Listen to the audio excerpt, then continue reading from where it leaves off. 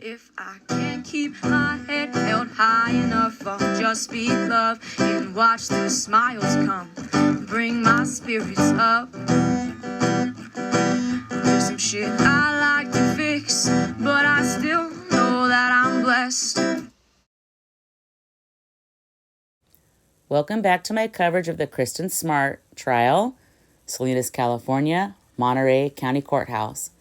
We're still on verdict watch. Today is Friday, October 7th, 2022. And per Chris Lambert, no announcements will be made until both verdicts are in. So one could be done and just waiting on the other. Chris Lambert mentions clues such as the jurors leaving the courthouse will indicate possibly when one of the verdicts are in. The media is there close by because they only have an hour notice to get back to the courthouse, and they're keeping an eye on things for us. I know we're all on pins and needles. And Chris also reminds us all to breathe and to trust the process and the totality of the evidence. He also put this into perspective for me. Thank God for Chris Lambert. He talks about selecting a jury foreman and how it can take some time, and Paul's jury most likely has chosen their foreman after 2 days, but we can't say for sure. And then he says Reuben's jurors just started, and they may just be at the beginning of their deliberations. Of course, without being in the room, this is all guesswork off of observations to this point. At 1:30, the court was going on record regarding the motion that Sanger filed the previous day, and I am pretty sure it's one of his many, many motions for mistrial. Well, apparently, that's not what was going on. Chris comes back with a correction and says this is not about Sanger and that they're not really sure what the motion's going to be for at 1:30 when court is called back. Well, they get in there and, according to Chris, Judge O'Keefe is visibly upset. This hearing is apparently regarding the media, and the judge speaks in an extremely stern voice. And she says, she's giving the individual the benefit of the doubt, but if it happens again, there will be sanctions. At the minimum, the media member in question will not be allowed to the hearing, to the verdict, or otherwise. The judge concluded her statement. And so now the other media members are scrambling. They're trying to figure out who it was and what went on. And apparently it was a non-regular media member who was filming outside the courthouse. And I did notice the first few days of court, the media was filming outside and showing like Reuben and Susan coming and going and the Smart family coming and going. But it's been months since I've seen any footage like that.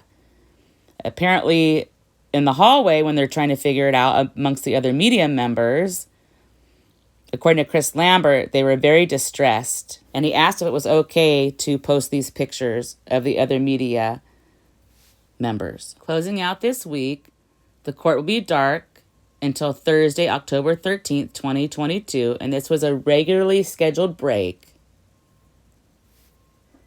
I do feel a little bit better knowing some things, so let me share them with you, and maybe it will ease your mind as well. First of all, the jurors have 12 weeks of testimony and evidence to consider. Secondly, the jury instructions themselves are a couple inches thick. The instructions are provided by the Judicial Council of California, and they maintain volumes of text that all lawyers and judges have. And third, each juror reads the instructions at their own pace. According to local attorney Funky Baloo, who we've heard his opinions multiple times through this trial, he says they read it, they try to understand it, and then they deliberate as to what the instructions actually mean.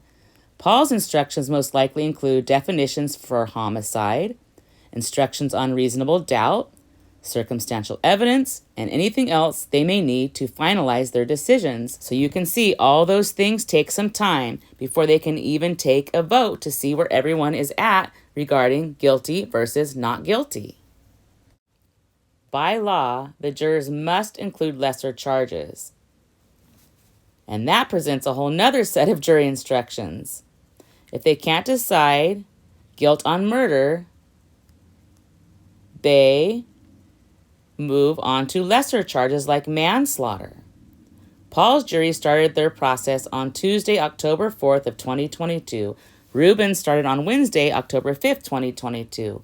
Paul faces 25 to life for a maximum sentence, as we know, and Reuben only faces a maximum of 3 years for his involvement, helping to conceal Kristin's remains and later move them.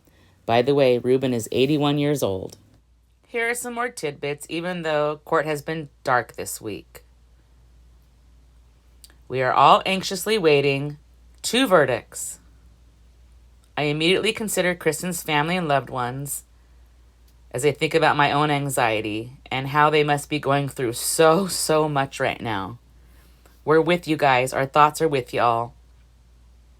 One local news source says the juries have been deliberating approximately 3 days, and we've all learned from Chris Lambert there is much more to it. As he said before, choosing a jury foreman for each jury and then reviewing the jury instructions and all the evidence and testimony that they have to review. And apparently there's more jury problems as well. One of Paul's jurors continues to delay the proceedings by showing up late repeatedly. He or she was an hour and a half late Thursday of last week. I sure hope this is not the sleeping, laughing juror again. If it is, this monkey business can be so harmful to a case. I don't know about you all, but I get upset at those jury problems. It took so long to even get to the trial. The trial itself has been grueling. So many things have impeded justice for Kristin. It's just a shame some jurors seem to be very disconnected from the heartbreaking reality of Kristin's death. Even the seriousness of Paul as a defendant and the charges against him seem to possibly be minimized by some of these jurors. It's not good, not good, not good, not good. As I have mentioned multiple times, court has been dark since Monday, October 10th, all the way through Wednesday, October 12th. And of course, no deliberations occur during the dark days of court. They're going to be back Thursday morning at 10:30 a.m. Here's some more words from our man in court, Chris Lambert. He reminds us that the process seems slow, but there's much to consider. 12 weeks of testimony is a lot to review amongst 12 people. Paul's jury also will discuss which charge is most applicable. Let's try not to be nervous, Chris Lambert says. He gently assures us the length of time is not a reason to worry yet. He recaps Paul's jury started their process October 4th at 2:59 p.m., and as far as anyone knows, they deliberated at the end of Tuesday, all of Wednesday, part of Thursday, and part of Friday morning. The next reassurance he gives really helped me breathe better. I hope it also helps you. An attorney gave Chris Lambert this rule of thumb. With each week of testimony, we should expect 1 day of deliberations. That would be 12 days.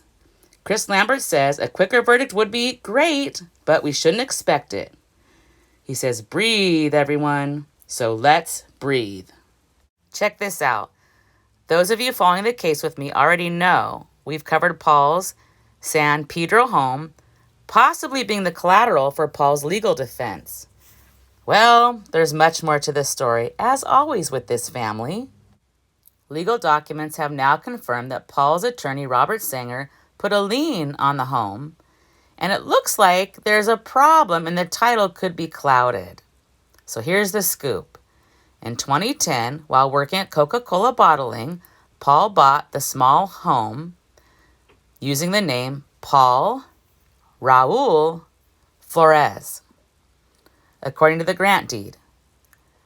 But we know that's not Paul's legal name. So in 2010, Paul was well known as a murderer, or an accused murderer, excuse me. So his real legal name was well publicized. His name, of course, is Paul Ruben Flores. So one could only assume why he wanted to use Raul instead of Ruben. Continuing on. He hired his attorney, Robert Sanger, in April of 2021. And most of you are aware that Sanger successfully defended Michael Jackson against child molestation allegations. Sanger is also known for a scandalous local case representing a county supervisor named Adam Hill. He was facing bribery and extortion charges. The FBI was involved. It was getting really heated. And it was a terribly sad case. I have mixed feelings about it all, and I'm not going to dive into all that. But to reiterate how sad and tragic the Adam Hill case was, Adam attempted suicide at least once, and he was ultimately successful in taking his own life rather than face the consequences. I myself had had loved ones in the past die of suicide, and a very recent connection very close to me also took their own life. And it just breaks my heart when someone takes that way out. I want everybody to know there's a 3-digit number we can call nationwide now, 988, if you need any help for suicide prevention or even people worried about other people. Please reach out. Okay, back to Paul's title problems.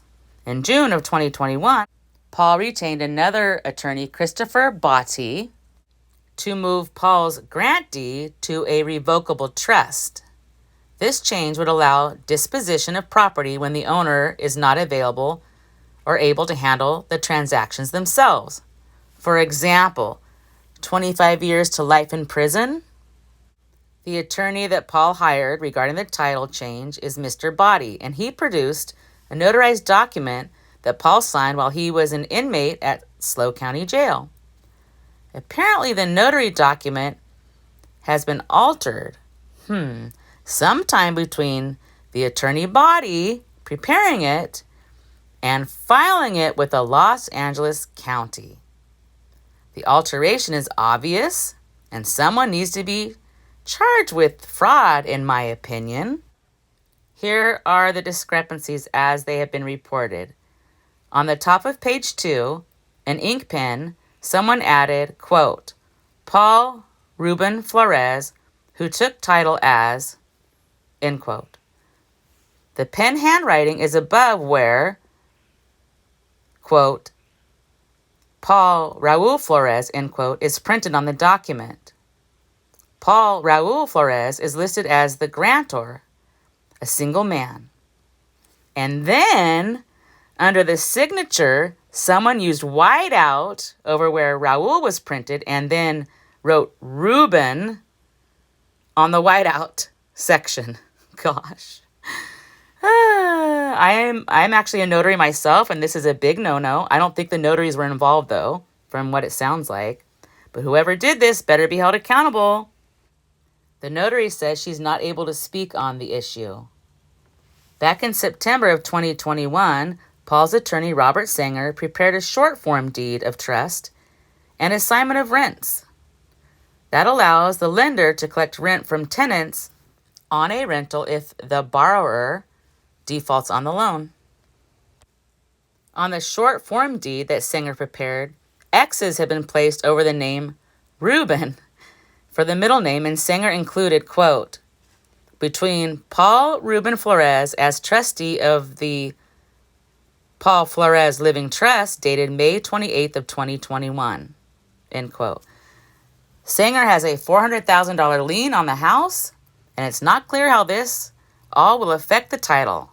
Time will tell on this one. For me, it shows once again how the Flores family lies, cheats, manipulates their way through life, or does whatever they need to do, or whoever they have to hurt. They don't seem to care. There's so little accountability for this family. Sanger will be the one taking the hit on this one, most likely.